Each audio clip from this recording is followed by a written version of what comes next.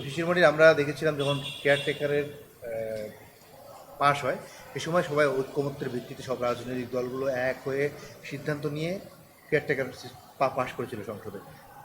এবং 90-এ যখন এই রাষ্ট্রপতির বিষয়টা ছিল, প্রধান বিচারপতি আর সেটাও একমত হয়েছিল, কিন্তু সেগুলো শেষ পর্যন্ত কিন্তু বিশেষ করে কেয়ারটেকারটা কিন্তু টেকে নাই। তো সেক্ষেত্রে যদি এবারও যদি এই সিস্টেম হয়, আবার ইন ফিউচারে গিয়ে যদি আবার সেটা পাল্টে যায়, সেক্ষেত্রে চিরস্থায়ী সমাধানটা আপনার কী বের করেছেন? এই জন্য আমরা বাংলাদেশের সাংবিধানিক যত মামলা আছে এগুলো অ্যানালাইসিস করেছি। বেসিক স্ট্রাকচার ডক্ট্রিনকে অ্যানালাইসিস করা হয়েছে। বাংলাদেশ এবং ভারতে বেসিক স্ট্রাকচার ডক্ট্রিন কীভাবে ডেভেলপ হয়েছিল, পার্লামেন্টকে কীভাবে কাজ করলে পরে ভবিষ্যতের আদালত এবং সকল ক্ষেত্রেই আইনগত যুক্তি অ্যাকসেপ্টেড হবে। এই জন্য আমরা বলেছি আগামী পার্লামেন্টের দুটো ক্ষমতা থাকবে। একটি ক্ষমতা থাকবে রেগুলার পার্লামেন্ট, আর তার আরেকটি বিশেষ ক্ষমতা হবে, এটাকে বলে গাঠনিক পাওয়ার, কনস্টিটিউয়েন্ট পাওয়ার। এই কনস্টিটিউয়েন্ট পাওয়ার বলে সংবিধানের মধ্যে যে ধরনের পরিবর্তন সূচনা হবে বা আনিতে হবে, এগুলো পরবর্তীতে আদালতেও টেকসই হবে বলে আমরা আমাদের বিচার বিশ্লেষণে মনে করেছি। সেই জন্য আগামীতে যে পার্লামেন্ট অনুষ্ঠিত হবে তার দুটো ক্যারেক্টারের কথা বলা হচ্ছে। একটা হলো এজ এ জেনারেল পার্লামেন্ট, আর একটা হলো গাঠনিক ক্ষমতা সম্পন্ন পার্লামেন্ট। না, গণভোটে তো সাধারণত হ্যাঁ না এই ধরনের বিষয়গুলো থাকে, কিন্তু এইটা গণভোটের প্রশ্নটা কেমন, মানে ফরম্যাটটা কি?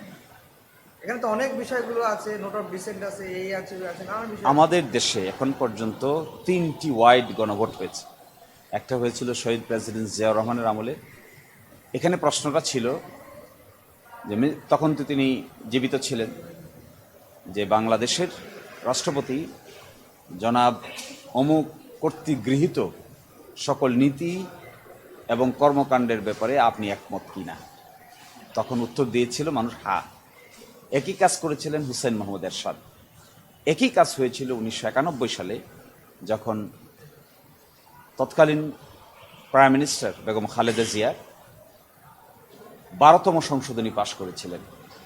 আপনারা জানবেন যে ওই 91 সালে যে নির্বাচন হয়েছিল, এটি হয়েছিল রাষ্ট্রপতি শাসিত সরকারের নির্বাচন।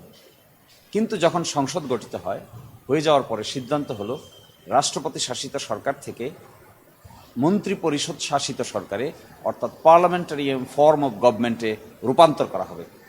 কিন্তু নির্বাচনটা কিন্তু পার্লামেন্টারি ফর্মে হয়নি, নির্বাচনটা হয়েছিল রাষ্ট্রপতি শাসিত সরকারের ব্যবস্থায়। এই জন্য 1991 সালে 12তম সংশোধনী এনে এটিকে পাশ করানোর আগে একটা গণভোটে পাঠানো হয়েছিল। গণভোটে অ্যাপ্রুভ করার পরেই রাষ্ট্রপতির ক্ষমতা খর্ব হয়ে যায়, প্রধানমন্ত্রীর ক্ষমতা বেড়ে যায়, এবং সেটি তখন মন্ত্রী পরিষদ শাসিত কিংবা পার্লামেন্টারি ফর্ম অফ গভর্নমেন্টে রূপান্তর করা হয়। এটি হলো তৃতীয় গণভোট। তো এই গণভোটের মাধ্যমে গণভোট কিন্তু বিধান বাতিল হয়ে গেছিল।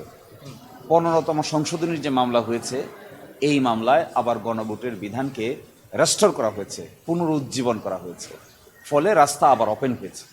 এই জন্য আমরা বলছি যে এই গণভোটের মাধ্যমে ম্যাসিভ যে পরিবর্তন হবে, তার কোয়েশ্চেনটা এরকম হবে যে জুলাই চার্টারে অন্তর্ভুক্ত যে সমস্ত বিষয় সংবিধানের মৌলিক বিধানের পরিবর্তন করবে, এই ব্যাপারে আপনি একমত কিনা।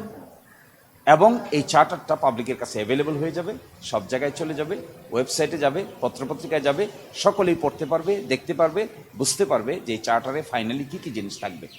তার আলোকে জনগণের কাছে চাওয়া হবে আপনি একমত কিনা, হ্যাঁ বলুন অথবা না বলুন। এইটাই অতীতের ফরম্যাট ছিল। তো অতীতেও শহীদ প্রেসিডেন্ট জিয়াউর রহমানের আমলে যে গণভোট অনেকগুলো বিষয় ছিল, কিন্তু প্রশ্নের উত্তর চাওয়া হয়েছিল হ্যাঁ অথবা না। জনাব এরশাদের আমলেও অনেক ছিল, উত্তর চাওয়া হয়েছিল হ্যাঁ কিংবা না। 1991 সালে বেগম খালেদা জিয়ার আমলেও বেশ কয়েকটা প্রশ্ন ছিল, কিন্তু উত্তর চাওয়া হয়েছিল হ্যাঁ বা না। এই যে প্রক্রিয়াটা, এই প্রক্রিয়াটা আমার ধারণা এখানেও কার্যকর হবে। আরও চিন্তা করতে হবে, ম্যাচিউর সিস্টেম বাইর করতে হবে। তাহলে 8 তারিখে চূড়ান্তভাবে শেষ হচ্ছে বলা যায়? 15 তারিখের মধ্যে স্বাক্ষর হবে আশা করি। আসলে তো এটা একটা ফুল প্রুফ ব্যবস্থা বের করার চেষ্টা করা হচ্ছে। এখনও যদি কারো মাথায়, আমি মনে করি কারো মাথায় আরও কোনো ফুল প্রুফ করতে গিয়ে কোনো ধরনের কোনো ক্রিয়েটিভ থিঙ্কিং এখানে আসে, আমার মনে হয় ঐকমত্য কমিশন সেটা অ্যাড করতেও কোনো দ্বিমত করার কথা নয়। কারণ সকলেই আমি দেখলাম গতকালকের মিটিংয়ে, that was a very positive meeting. everybody started talking how to solve the problem. সকলেই এটা বোধ করছেন যে this is a problem, it's a big problem. এটা রাষ্ট্র মেকানিজম এবং কনস্টিটিউশনাল জুরিসপ্রুডেন্সে is one of the rarest ঘটনা ইন বাংলাদেশ। এটাকে যত বেশি ফুল প্রুফ সিস্টেমে অ্যাকসেপ্ট করা যাবে, ততই ভবিষ্যৎ বাংলাদেশ এবং জুলাই অভ্যুত্থানের পক্ষের সকলের জন্য এটা প্রয়োজনীয় ভূমিকা পালন করবে। এই জন্যই ফুল প্রুফ সিস্টেম খোঁজা হচ্ছে, কারো পক্ষে কিংবা বিপক্ষে নয়, ইন ইটস এন্টায়ারিটি বাংলাদেশের পক্ষে খোঁজা হচ্ছে।